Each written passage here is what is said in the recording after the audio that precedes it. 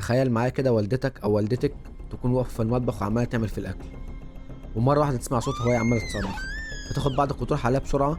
واول ما تخش المطبخ تلاقيها واقفه في الزاويه شكلها مرعوب جدا، ولما تسالها في ايه ما ترضاش ترد عليك وتشاور لك على الارض. ولما تيجي تبص على الارض تشوف الشكل ده، ساعتها هتعمل ايه او هتتصرف ازاي؟ يلا نبدا الحلقه.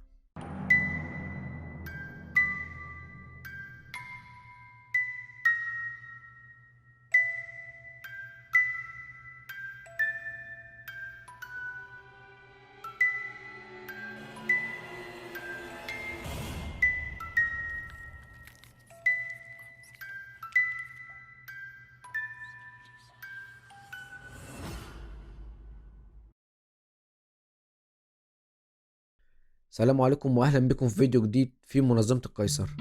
في الفيديو ده احنا بنتكلموا عن ظاهره غريبه جدا وغامضه، واللي نشرت الرعب في اسبانيا كلها، والعلماء والباحثين لحد يومنا ده ما لهاش اي تفسير.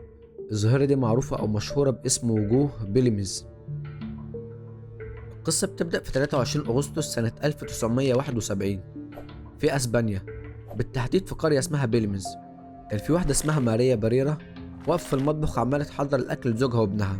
وهي واقفة بتطبخ عينها جت على الارض كده بالصدفة، فشافت بقعة سودا موجودة على الارض، ففكرت ان هي ممكن تكون وقعت حاجة او كبت حاجة على الارض وهي مش واخدة بالها.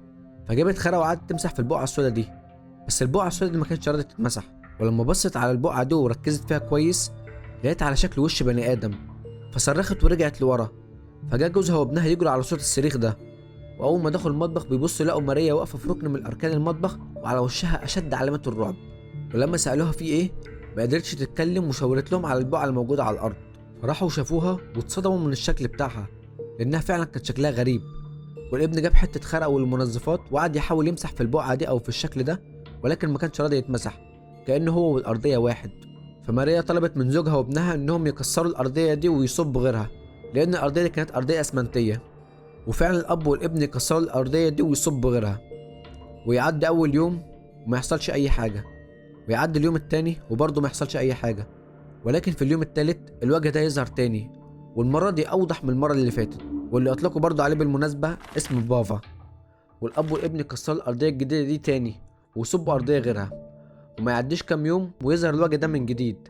ولكن المره دي ما جاش لوحده، جاب صاحبه معاه.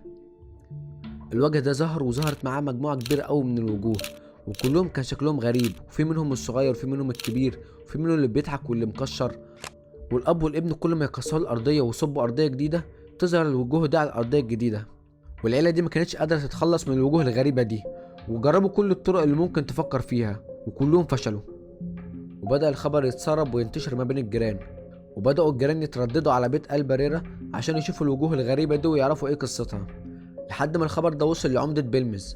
وعمدة بيلمز أمر البريرة إنهم ما يكسروش الأرضية دي، وإنه هيبعت لهم فريق من المتخصصين عشان يفحصوا الأرضية دي ويعرفوا ايه اللي فيها. وفعلا العمدة بعت فرقة من المتخصصين، والفرقة دي راحوا قطعوا الجزء اللي فيه الوجوه وخدوه المعمل عشان يفحصوها. والشيء الصادم ان كل النتائج بتاعت الفحوصات دي بتقول ان الارض دي ما فيهاش اي حاجه، وان اللي عليها ده مش مرسوم، ده جزء من الارض نفسها. وفضل الحال زي ما هو في البيت، والوجوه دي كان في منها بيختفي وبيظهر في اماكن تانية، وفي منها بيختفي وما بيظهرش تاني. وبدات تنتشر قصه الوجوه دي من اسبانيا للعالم كله. وفي سنه 1972 بدا يجي للبيت كم كبير من السياح من جميع انحاء العالم عشان يشوفوا الظاهره الغريبه دي ويعرفوا ايه قصتها. بدأ كمان يجوا علماء وباحثين في الخوارق عشان يكتشفوا ايه سر البيت ده.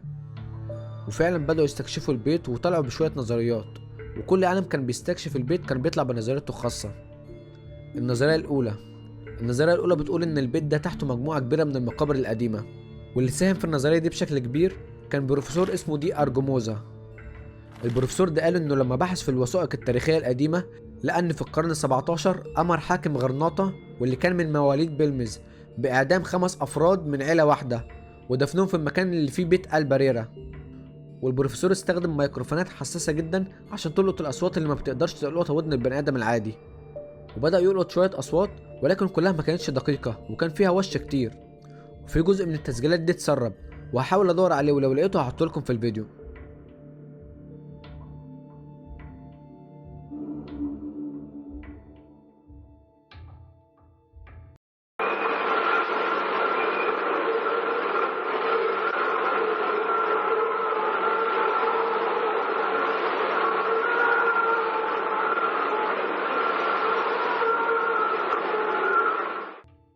والباحث ده بعد ما عمل ايديت على الصوت وعمل له فلاتر بيقولوا ان الصوت اللي خارج من التسجيلات دي مزيج ما بين الجحيم وبيت الدعارة، وفي 7 تسجيلات بس قدر يفهمهم ويترجمهم. ومعنى الكلام اللي كان بيتقال فيها: الجحيم يبدأ من هنا، إنها لا تزال مدفونة، ماريا أريد أن أذهب، إنهم جميعا هنا، إنهم جميعا أموات، صراخ طفل بينادي بأمي، ونحن نعاني. فالباحث أرجموزا لما لقى اسم ماريا اتذكر في الكلام فطلب منها إنها تسأل الوجوه دي بصوت عالي عن سبب وجودهم هنا. وفعلا ماريا سألت الوجوه دي عن سبب وجودهم، والباحث كان حاطط المايكات بتاعته عشان يلقط أي صوت بيتقال. وبعدها بشوية لقط صوت، بعدين أخد الصوت ده وعمل له إيديت وبدأ يترجم الكلام اللي كان بيتقال فيه. والكلام اللي كان بيتقال فيه كان صوت جماعي بيقول: بسبب سوء المعاملة. ماريا سألت عن سبب وجودهم، والرد كان بسبب سوء المعاملة. والباحثين ما كانوش فاهمين المقصد أو المغزى من الكلام ده، وبدأوا يحفروا تحت البيت، وحفروا حوالي 3 أو 4 متر تحت البيت، وفعلا لقوا هياكل عظمية زي ما كان متوقع. والهياكل دي كانت لرجالة وأطفال، وفي منهم هياكل عظمية بتبقى كاملة وفي منهم بيبقى موجود من غير راس. ولما حللوا الهياكل العظمية دي لقوا إن عمرها حوالي 700 سنة. وبعدين أخدوا الهياكل العظمية دي ودفنوها في مكان تاني وردوا مكان الحفرة. وكان في اعتقادهم إن كده خلاص يعني الوجوه مش تظهر تاني، ولكن برضه ظهرت تاني، وبكده النظرية الأولى تكون فشلت. نيجي بقى للنظرية التانية. النظرية التانية بتقول إن كل اللي بيحصل في البيت ده بسبب ماريا، لأنهم لما سألوا الجيران والناس المحيطة بالبيت عرفوا إن ماريا دي كانت واسطة روحانية، وكانوا بيقولوا إن ماريا فتحت بوابة ما بينها وبين العالم الآخر معرفتش تقفلها، عشان كده حصل كل ده في البيت. وفي بعض الباحثين كانوا بيقولوا إن الوجوه دي بتغير أشكالها على حسب الحالة النفسية بتاعت ماريا. يعني مثلا لما ماريا تكون زعلانة الوجوه دي بيبقى وشها مكشر، ولما ماريا تكون مبسوطة الوشوش دي وشها بيبتسم.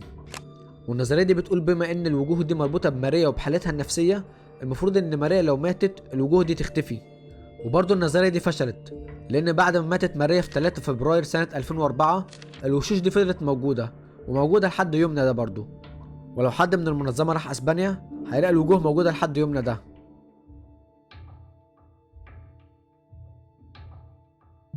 وبس كده نكون وصلنا لنهاية الفيديو بتاعنا، ويا رب يكون عجبكم. ولو عجبك الفيديو انزل اعمل لايك دلوقتي واشترك في القناة عشان تبقى عضو من منظمة القيصر، وفعل زر الجرس عشان تجيلك حلقاتنا أول بأول. وتابعونا على حسابات في السوشيال ميديا: انستجرام وفيسبوك وتويتر وتيك توك، هتلاقيهم كلهم في رابط واحد بس تحت في الديسكريبشن. واللي جاي أقوى إن شاء الله. سلام.